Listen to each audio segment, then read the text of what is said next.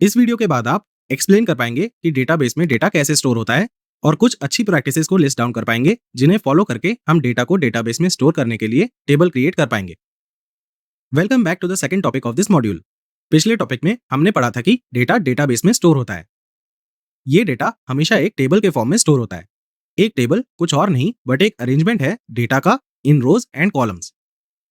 Let's say कि हमारे पास एक टेबल है स्टूडेंट्स अंडरस्कोर सीएसई, जहां पर कॉलेज के सीएसई या कंप्यूटर साइंस डिपार्टमेंट के स्टूडेंट्स का डेटा स्टोर्ड है। हम देख सकते हैं कि हेडिंग में बहुत सारी इंफॉर्मेशन है जैसे नेम, यूआईडी और जेंडर। वैसे ही हम एक और टेबल बना सकते हैं फैकल्टीज अंडरस्कोर सीएसई, जहां पर उन सभी फैकल्टीज की डिटेल्स हो सकती हैं जो सीएसई डिपार्टमेंट में पढ़ा रहे हैं। हम एक और टेबल बना सकते हैं नेम्ड क्लासरूम अंडरस्कोर सीएसई, जिसमें थ्योरी और प्रैक्टिकल क्लासेस के लिए रूम्स की इंफॉर्मेशन अवेलेबल होगी। उसी तरह आप बाकी टेबल्स के बारे में भी सोच सकते हैं, पर अभी के लिए हम इन 3 टेबल्स पर ही फोकस करते हैं।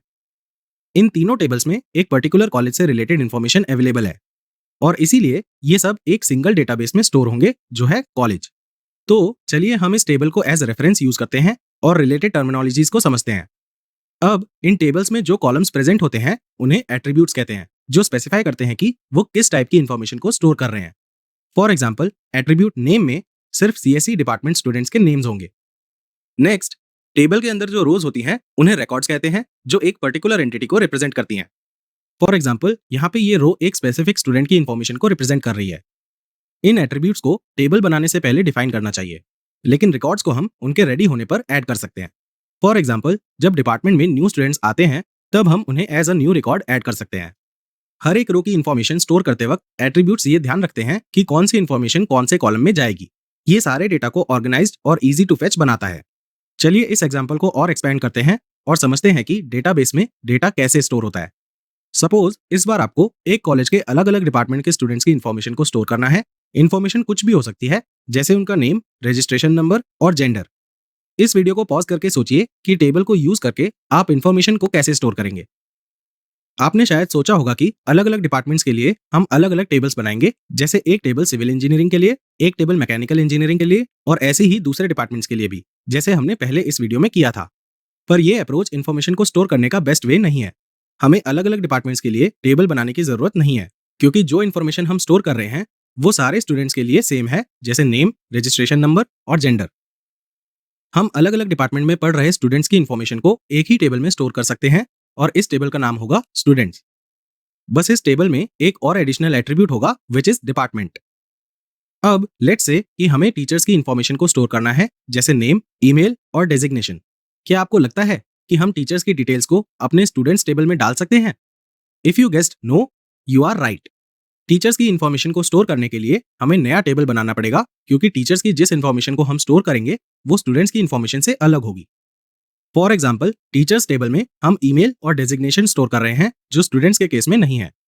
और ऐसे ही अगर हमें क्लासेस की इंफॉर्मेशन को स्टोर करना है तो हम सेम कॉन्सेप्ट को यूज करेंगे और इन सारे टेबल्स को हम कॉलेज डेटाबेस में स्टोर कर सकते हैं। तो चलिए हम कुछ और कन्वेंशंस या अच्छी प्रैक्टिसेस को देखते हैं जो टेबल्स बनाते वक्त हमें फॉलो करनी चाहिए। फर्स्ट, टेबल का नाम लोअर केस में होना चाहिए। Example, students, faculties underscore CSE etcetera. Second, हमें टेबल को नाम देते वक्त नाउन के प्लूरल फॉर्म को यूज करना चाहिए, जैसे स्टूडेंट्स अंडरस्कोर सीएसई या फिर classrooms underscore CSE etcetera. Next, अगर टेबल नेम में एक से ज्यादा वर्ड है तो हमें उन्हें अंडरस्कोर से सेपरेट करना चाहिए। Example, students underscore CSE etcetera. Fourth, columns या एट्रीब्यूट्स का नाम भी लोअर केस में होना चाहिए। Example, name, designation etcetera. Fifth, attributes का नाम सिंगुलर फॉर्म में होना चाहिए, जैसे नेम, डेजिग्नेशन एटसेट्रा। नेक्स्ट, अगर एट्रीब्यूट नेम में एक से ज्यादा वर्ड है तो हमें उन्हें अंडरस्कोर से सेपरेट करना चाहिए। Example, phone underscore number etcetera. Lastly, as a practice, हम हर टेबल में एक एडिशनल एट्रीब्यूट को ऐड करते हैं विच इज आईडी, जिसमें ऑटो इंक्रीमेंटेड इंटीजर्स होते हैं। हम इस कॉलम को टेबल की प्राइमरी की तरह डिफाइन करते हैं। डोंट वरी, हम प्राइमरी कीज के बारे में अपकमिंग टॉपिक्स में पढ़ेंगे। आई होप आपको समझ आ गया होगा कि डेटाबेस में डेटा कैसे स्टोर होता है और टेबल क्रिएट करते वक्त वेब डेवलपर्स कौन सी कन्वेंशंस को फॉलो करते हैं। ध्यान से इन सारी कन्वेंशंस को रीड करिए, क्योंकि हम इस ट्रेनिंग में इन्हें फॉलो करेंगे। So up next is a quiz. All the best.